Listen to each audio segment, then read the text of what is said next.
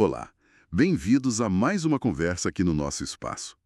Hoje a gente vai fundo num conceito que, olha, é bem brasileiro, super interessante. O maluco beleza. Oi, um prazer estar aqui para a gente destrinchar essa figura. Pois é, a gente vai partir, claro, daquela música icônica do Raul Seixas, lá de 1977, né? Mas também vamos usar como base uma análise chamada Maluco Beleza. Quem foram eles? Exato. A ideia é tentar entender melhor esse arquétipo, sabe? Essa figura que mistura rebeldia com uma visão genial, talvez. Isso, o rebelde visionário. E a própria letra da música já joga essa dualidade na nossa cara, né? Totalmente. De um lado, ele canta sobre o esforço para ser um sujeito normal, né? Fazer tudo igual. Aquela coisa do padrão. Uhum. A pressão para se encaixar. Mas logo depois vem a virada. Mas agora eu aprendi a ser louco, um maluco total. Aí fica a pergunta, o que é ser esse maluco total?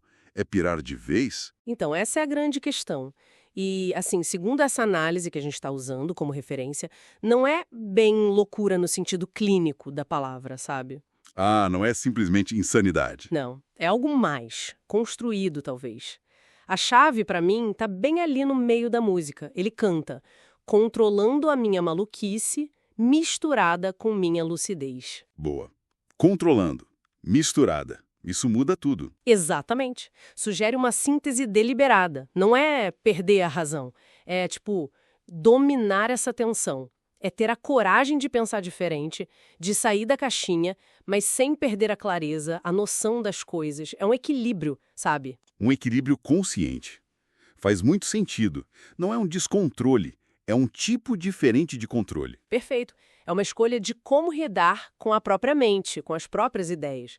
É abraçar um não convencional, mas com propósito. E essa mistura toda, de onde ela vem? Quais seriam as influências por trás dessa ideia, dessa figura que o Raul encarnou tão bem? Bom, a fonte que a gente consultou aponta várias direções. É um caldeirão interessante. Tem, por exemplo, o existencialismo. Sartre, Heidegger, essa turma. É essa turma mesmo. Aquela busca por liberdade interior, por autenticidade. Imagina isso ressoando aqui no Brasil, em plena ditadura militar. Ganhava uma força extra, né? Nossa, com certeza. Uma busca por liberdade num tempo de tanta repressão devia ser potente. Muito. E aí você soma a isso a contracultura, né? Que já vinha forte lá de fora, com toda aquela vontade de romper com o sistema, com os valores tradicionais, o paz e amor, mas também a contestação. Claro, os anos 60, 70 foram muito disso. E tem um lado talvez menos óbvio, mas que está lá na análise, o esoterismo. Raul tinha essa ligação forte, né? Aleister Crowley, a Ordem da Besta. A sociedade alternativa. Ele e o Paulo Coelho. Exatamente, aquele projeto meio utópico, meio anárquico, de viver com outras regras. Faça o que tu queres, há de ser tudo da lei.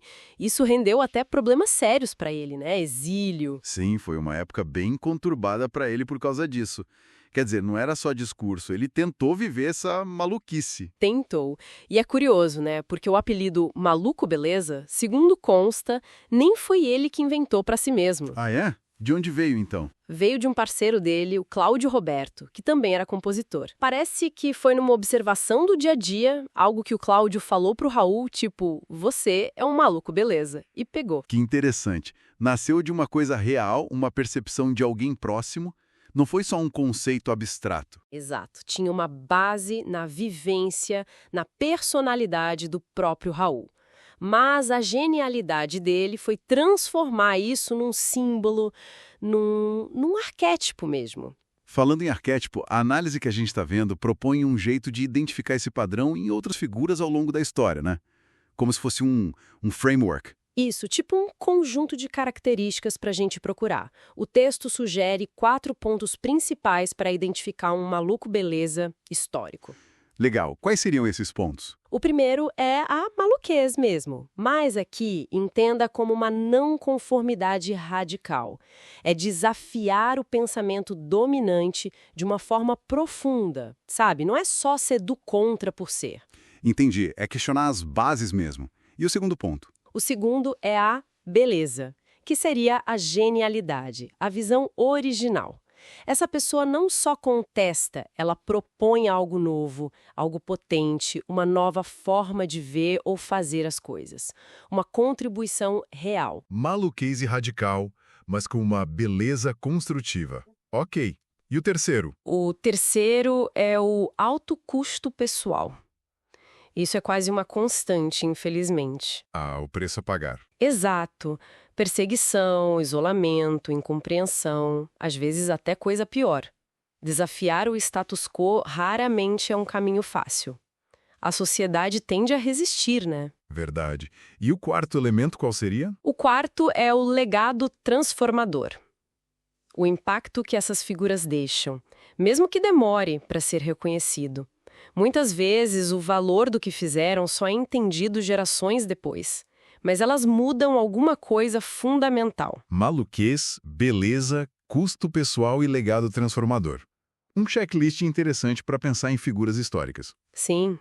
E a análise aplica essa lente, essa estrutura, a uma variedade enorme de gente. É bem abrangente. Imagino, tipo quem, por exemplo?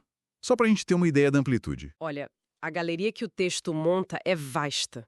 Vai de cientistas, pensa num Galileu Galilei peitando a igreja para dizer que a Terra girava em torno do Sol. Ou, mais recentemente, um Alan Turing, pai da computação moderna, mas que foi perseguido por ser homossexual. Nossa, Galileu e Turing. Exemplos fortíssimos desse custo pessoal, né? Exatamente. E tem artistas, claro. Van Gogh, por exemplo. Aquela intensidade toda na pintura, aquela visão única. Hoje a gente acha genial, mas na época... Era visto como louco, morreu na miséria. Ou um Cézanne, que também quebrou padrões na arte. A incompreensão no próprio tempo. E na filosofia. Ah, muitos. O texto cita Sócrates, né? O cara que andava por Atenas fazendo perguntas que incomodavam todo mundo, questionando as certezas, acabou condenado à morte por corromper a juventude. Sócrates é o exemplo clássico do filósofo incômodo. Lamento. E ativistas, figuras de luta social. Sim, também entram. Martin Luther King Jr., por exemplo, com a luta não violenta pelos direitos civis, desafiando um sistema racista profundamente arraigado. Ou até figuras mais controversas, como Che Guevara, que buscou uma transformação radical por outros meios. O ponto da análise não é julgar, mas identificar o padrão de desafio e legado. Entendi. E mulheres? A análise menciona pioneiras? Com certeza. Cita Hipátia de Alexandria, filósofa e matemática lá na Antiguidade, morta por uma multidão fanática, e mais perto de nós, Simone de Beauvoir. O impacto dela no pensamento feminista, questionando o papel natural da mulher na sociedade, foi revolucionário e gerou muita resistência, claro. Uau, realmente é uma lista bem diversa. Cientistas, artistas, filósofos, ativistas.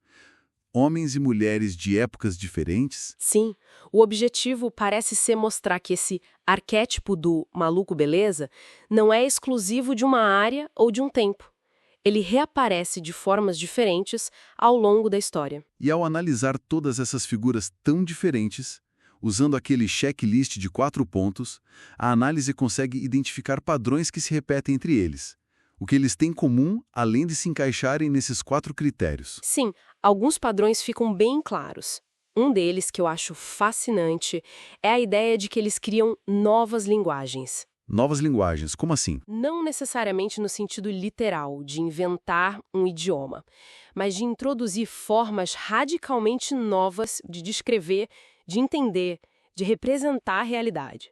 Galileu deu uma nova linguagem para descrever o cosmos. Van Gogh é uma nova linguagem visual para expressar emoção. Beauvoir, uma nova linguagem para falar sobre gênero. Entendi. É como se eles abrissem novas janelas para a gente ver o mundo, uma nova gramática para pensar. Exato. Uma nova forma de articular a experiência humana ou o conhecimento. E isso, claro, muitas vezes é o que causa o estranhamento inicial. As pessoas não estão acostumadas com aquela língua. Faz sentido. Qual outro padrão aparece? A questão do sacrifício pessoal, que a gente já tocou, parece ser quase inevitável. É raro encontrar uma figura dessas que tenha tido uma vida tranquila, de aceitação plena pela sociedade da sua época. É o preço da maluquice. Parece que sim. Desafiar as estruturas, as crenças mais arraigadas, isso gera atrito, gera resistência. A sociedade muitas vezes reage mal àquilo que não entende ou que ameaça o conforto do conhecido. E tem mais algum padrão importante? Tem um que é bem paradoxal. A relação dessas figuras com a sociedade normal, digamos assim. Como assim paradoxal? É que, ao mesmo tempo que a sociedade muitas vezes os rejeita, os isola, os vê como perigosos ou, no mínimo, estranhos, Uhum. ela também depende deles para evoluir. Parece que são justamente esses malucos, esses que ousam pensar e agir diferente, que impedem a sociedade de ficar estagnada. São eles que trazem a faísca da mudança, que provocam saltos de paradigma. Que interessante isso. Quer dizer, a sociedade precisa deles, mesmo sem saber, ou mesmo resistindo a eles. A análise sugere que sim. É como se fossem um elemento necessário, ainda que incômodo, para o dinamismo social, cultural, científico. Sem essa maluquez que desafia, a tendência seria a repetição, a conformidade, a estagnação mesmo. Então essa maluquez, no fundo, não é só uma característica individual. Ela tem uma função social, quase. Evolutiva. Exatamente essa é a ideia que o texto passa. Não é rebeldia pela rebeldia. É uma força que, mesmo gerando conflito, impulsiona a transformação. É a fonte da novidade radical. E essa linha que separa a beleza da genialidade, da visão e a maluquez que pode levar ao isolamento, à incompreensão ou até à destruição, ela parece ser muito tênue, né? Extremamente tênue. Muitas vezes a genialidade deles mora justamente ali, na capacidade de enxergar o que para a maioria parece absurdo, parece loucura. A maluquez, nesse sentido, é parte essencial da beleza do arquétipo. Não dá para separar uma coisa da outra. Não dá para ter a visão transformadora sem carregar um pouco dessa estranheza perante a norma. Parece que não. A própria definição de normal é o que eles desafiam. Então, por definição, eles vão parecer anormais para quem está dentro da norma. Mas é dessa anormalidade que brota o novo. Pensando nisso tudo, a música do Raul volta como uma força diferente, né? Quando ele canta lá no final, eu vou ficar com certeza maluco, beleza. Fica bem mais forte, né? Sim. Não soa mais como, sei lá, um lamento ou um diagnóstico que ele recebeu, soa como uma afirmação. Uma escolha consciente. Exato. É quase um manifesto. Eu vou escolher ficar assim porque é aqui que eu encontro minha autenticidade, minha força criativa, mesmo que isso tenha um custo. É bancar essa mistura de maluquez e lucidez. Uma postura existencial mesmo, como você disse antes. Totalmente. E a conclusão da análise que a gente tem aqui reforça muito isso.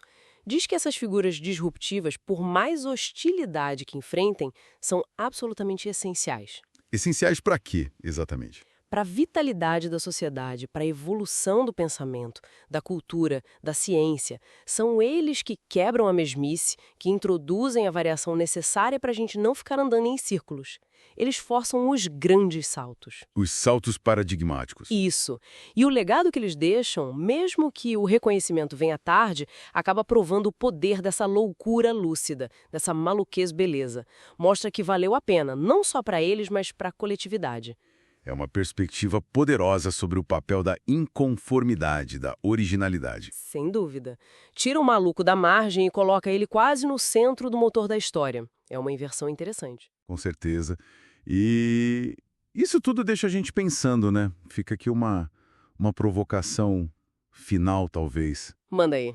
Se esse arquétipo do maluco beleza é sobre desafiar o status quo, sobre questionar o que é tido como normal em cada época. Uhum.